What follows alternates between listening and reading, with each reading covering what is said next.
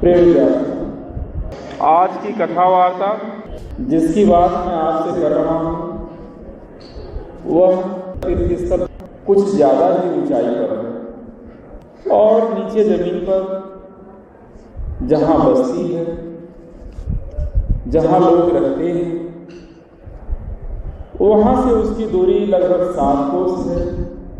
7 कोस का मतलब एक कोस में 3 किलोमीटर हुआ करते हैं, तो 21 किलोमीटर की यह ऊंचाई है और उसे तय करने में 4 से 5 घंटे लगते हैं।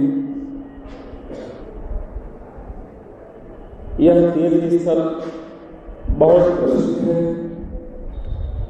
यहाँ हजारों यात्री रोज आते जाते, 24 घंटे यात्रियों का तांता लगा रहता। अब मैं जिस व्यक्ति की बात कर रहा हूं वो व्यक्ति एक दुकानदार है।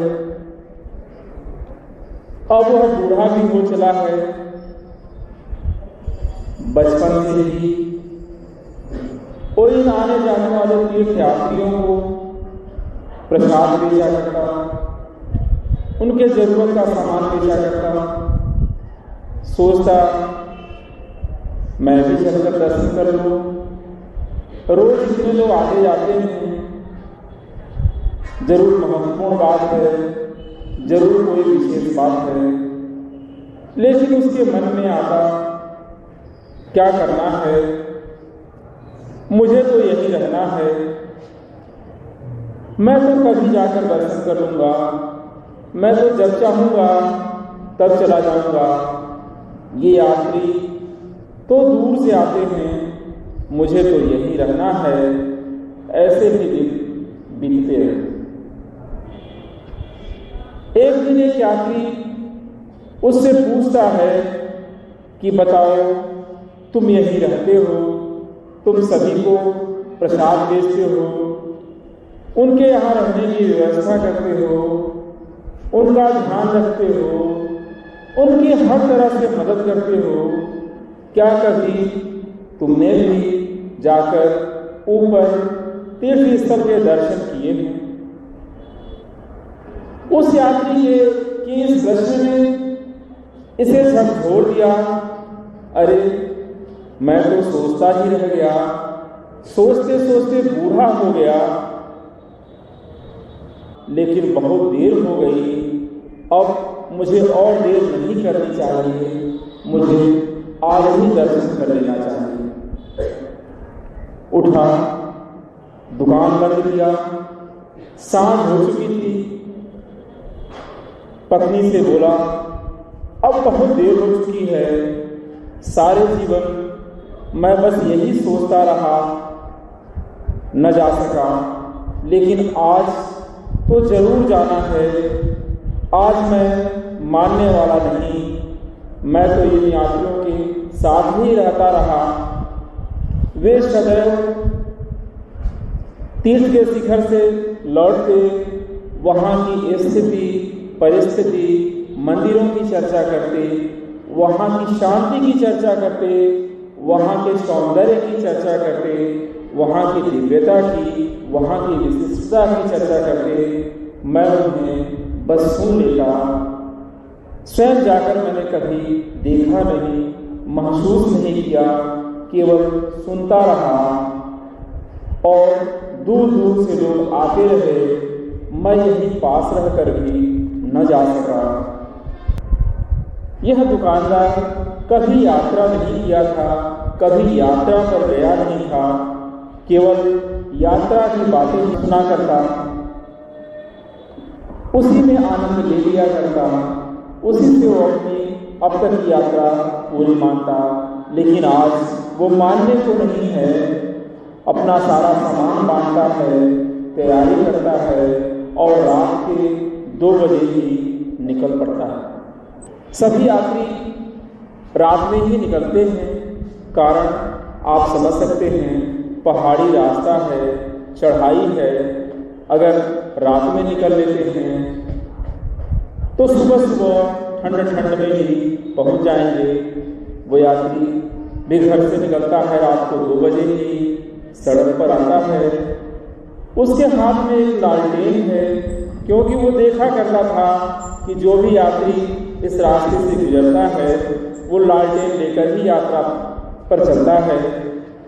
वह मार्ग पर आ गया, उसके हाथ में लालटेन है। तभी उसे ख्याल आता है कि जो लालटेन मेरे हाथ में है इसका प्रकाश तो केवल 5 कदम ही पड़ता है और मुझे यात्रा करनी है 7 कोस की।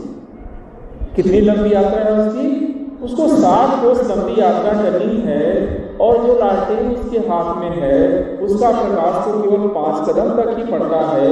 कैसे हो सकेगी यात्रा, कैसे पूरी कर सकेगा वो यात्रा? और ऐसा सोचकर ही वो घबराया। जैसे ही घबराता है, बैठ जाता है, सोचने लगता है, हिसाब लगाने लगता है। हाँ तो दुकानदार है, मैंने बताया आपसे कि ये दुकानदार है। हिसाब किताब में ही तो उसका जीवन बीता था। 5 कदम की रोशनी और 7 कोस की यात्रा, उसका घबराना स्वाभाविक था। घबरा गया। वैसे भी हिसाब किताब ऐसी चीज है जो बड़ों को घबरा देती है, जो बड़ों को परेशानी में डाल देती है। उसके पैर डगमगा गए, वहीं बैठ गया। कभी यात्रा पर गया न था, कभी चला न था, कभी यात्रा न की थी, सिर्फ यात्रियों को आते जाते ही तो देखता रहा पूरे जीवन भर। तभी बगल से एक यात्री गुजरता है और उससे पूछता है कि तुम कर क्या रहे हो? दुकानदार उससे कहता है कि मैं बड़ी मुश्किल में फंस गया हूँ, मैं बड़ी परेशानी में पड़ गया हूँ। मेरे हाथ में जो लालटेन है इसका प्रकाश तो केवल 5 कदम तक ही पड़ता है और मुझे जो यात्रा करनी है वो 7 कोस की यात्रा है। तुम ही बताओ यह कैसे संभव हो सकेगी? मेरा दिमाग तो चकरा रहा है, मेरा दिमाग तो काम नहीं कर रहा है। तुम ही हिसाब करो, तुम ही देख लो, मुझे कुछ सूझ नहीं रहा। जानते हैं उस यात्री ने क्या कहा? उस यात्री ने कहा, यहाँ हिसाब किताब की कोई जरूरत नहीं है। वो यात्री कहता है कि यहाँ हिसाब किताब की जरूरत नहीं है, उठो चलो। मैं कोई गणित नहीं जानता, लेकिन हाँ इस रास्ते पर अनेकों बार आया गया हूँ और मेरी लालटेन का प्रकाश तो तुम्हारी लालटेन से और भी मध्यम है। तुम्हारी लालटेन तो 5 कदम तक प्रकाश देती है, लेकिन मेरी लालटेन का प्रकाश तो केवल 2 कदम ही पड़ता है। और मैंने अब तक जो भी यात्राएं की है इस मार्ग पर इसी लालटेन से की है। क्योंकि जब तुम एक कदम चल लेते हो तो दूसरा कदम अपने आप प्रकाशित हो जाता है, अपने आप रोशन हो जाता है। फिर एक कदम चल लेते हो, फिर आगे का रास्ता रोशन हो जाता है। ऐसे ही यात्रा होती है। जिन्हें यात्राएं करनी है वे हिसाब किताब नहीं लगाते, जिन्हें यात्राएं नहीं करनी है वे सदैव हिसाब लगाते रहते हैं। जिन्हें चलना है वे तो बस चल पड़ते हैं, छोटी सी रोशनी ही उन्हें पहुंचा देती है। जिन्हें नहीं चलना है वे अंधकार का हिसाब लगाते हैं, उन्हें अंधकार बहुत बड़ा दिखाई देता है और जब अंधकार बड़ा दिखाई देता है तो फिर बहाने बनाने लगते हैं। प्रेमिका, बहाने तो बहुत हैं। बहाने के चक्कर में पड़ोगे तो वहीं के वहीं रह जाओगे। जहां हो आगे की यात्रा न कर सकोगे। बहाने तो भंवर जाल हैं, जो उनमें पड़ा फंस कर रह गया। बहाने के फेर में मत पड़ना, क्योंकि पहुंचा वही है जो चल पड़ा है, और जो चल पड़ा है उसका बहाना क्या कर पाएगा। मैं तो कहता हूं बस चल पड़ो, लेकिन हाँ इसका ध्यान जरूर रखना कि जिधर जा रहे हो वही मंजिल का मार्ग है, वही मंजिल का रास्ता है। क्योंकि जब मार्ग और मंजिल एक ही हो तभी पहुंचा जा सकता है। मेरी बात पर गौर करें, जब मार्ग और मंजिल एक ही हो तभी पहुंचा जा सकता है। मार्ग जब मंजिल से जुड़ा हो, अर्थात अलग अलग होने पर, मंजिल कहीं और मार्ग कहीं और, तो पहुंचा कैसे जाएगा? मार्ग और मंजिल जब तक जुड़े ना हो तब तक पहुंचा नहीं जा सकता। तो इस बात का जरूर ध्यान रखना कि मार्ग का खोजना महत्वपूर्ण है, मार्ग का सही होना महत्वपूर्ण है, और तुम भटकते बस यही हो।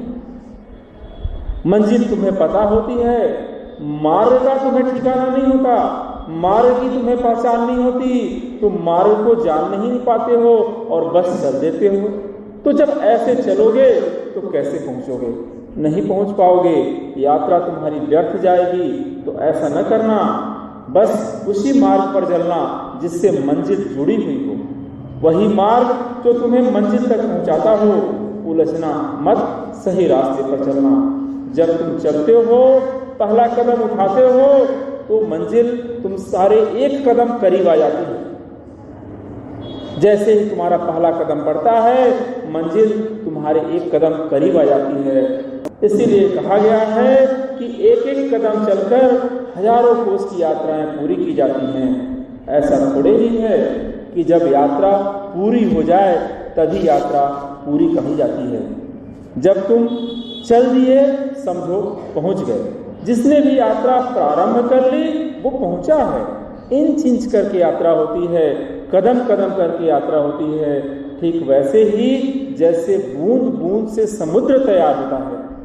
अब यह तुम्हारे ऊपर है कि तुम कितने कर्मनिष्ठ हो, कितने धैर्यवान हो, कितने दृढ़ निश्चयी हो, क्योंकि जो चल दिया वही पहुंचा है। यात्रा चाहे जितनी भी लंबी हो, कोई फर्क नहीं पड़ता। तुमने देखा है, तुम जानते हो, सूर्य की किरणें आखिर यात्रा करके ही तो पृथ्वी पर पहुंचती हैं। जरा सोचो तो, सूर्य की किरणें कितनी लंबी यात्रा करती हैं और तुम तक पहुंच जाती हैं। तो फिर तुम क्यों नहीं पहुंचोगे? निश्चित पहुंचोगे, लेकिन मेरी इस बात का ध्यान रखना, उस दुकानदार की तरह बैठ मत जाना, हिसाब मत लगाने लगना, यह मत सोचने लगना कि कहां सूर्य और कहां तुम। जैसे सूर्य से किरणें चलकर तुम तक पहुंची है, निश्चित ही तुम भी चलोगे तो ठीक वैसे ही पहुंचोगे। तुम में और इन किरणों में बहुत अंतर नहीं है। किरणें भी चल रही हैं और तुम भी चल चुके। तो जो चला है वही पहुंचा है, क्योंकि चलना चलने से आता है, पहुंचना चलने से होता है, होना होने से होता है। जीवन का अर्थ जीने में है। मनुष्य का स्वभाव, वह चीजों को टालता है। उस दुकानदार को देखा तुमने, बहाना खोज दिया, टालना चाहता है। वो यात्रा नहीं करना चाहता है, और यात्रा नहीं करना चाहेगा तो टालेगा, बहाना खोज लेगा। तो टालना मनुष्य का स्वभाव है। वह सदैव टालने की कोशिश में लगा रहता है। मुझे तो लगता है जो टालने के चक्कर में पड़ा तो समझो पड़ा रह गया। जिसने समझ विकसित की, जिसने समझने की कोशिश की, जो समझ गया उसी क्षण जाग गया, उसी क्षण चल पड़ा, उसी क्षण पहुंच गया। क्योंकि पहुंचना आसान है, चलना कठिन, और जो चलता है वही पहुंचता है। प्रिय विद्यार्थी, मेरी बात मान लो, यह जीवन भगोड़ों के लिए नहीं है। जो भागता है वह भागता ही रह जाता है। इसे समझो, ना समझी मत करना, कहीं भूल में मत पड़ना, धोखे में मत पड़ना।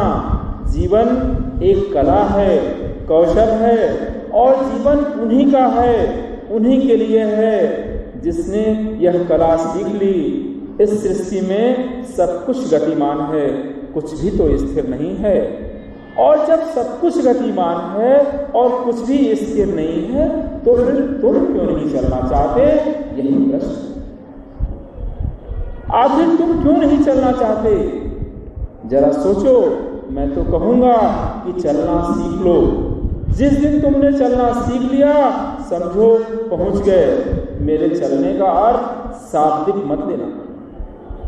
क्योंकि तुम शब्दों पर बहुत गौर करते हो, शब्दों के बहुत अर्थ निकालते हो, या यूं कहूं कि शब्दों को पकड़ लेते हो।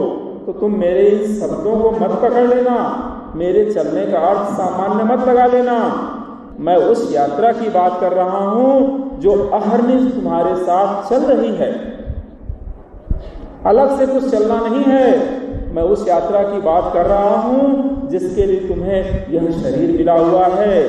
मैं उस यात्रा की बात कर रहा हूं जिसके लिए तुम यहाँ आए हो। फिर कहूँगा, यह शरीर, यह जीवन महत्वपूर्ण इसीलिए है कि तुम्हें यात्री होना है। तुम यात्रा पर हो और तुम यात्रा पूरी कर भी रहे हो। अगर इसी तरह इस यात्रा में लगे रहे तो मंजिल तुम्हारे कदम चूमेगी, तुम मंजिल पर होगे। प्रिय विद्यार्थियों, आप इस दिशा में लगे रहेंगे, आप सफल हो रहे हैं, आप सफल होते रहेंगे, आप सफल हों। शिवोऽहम्।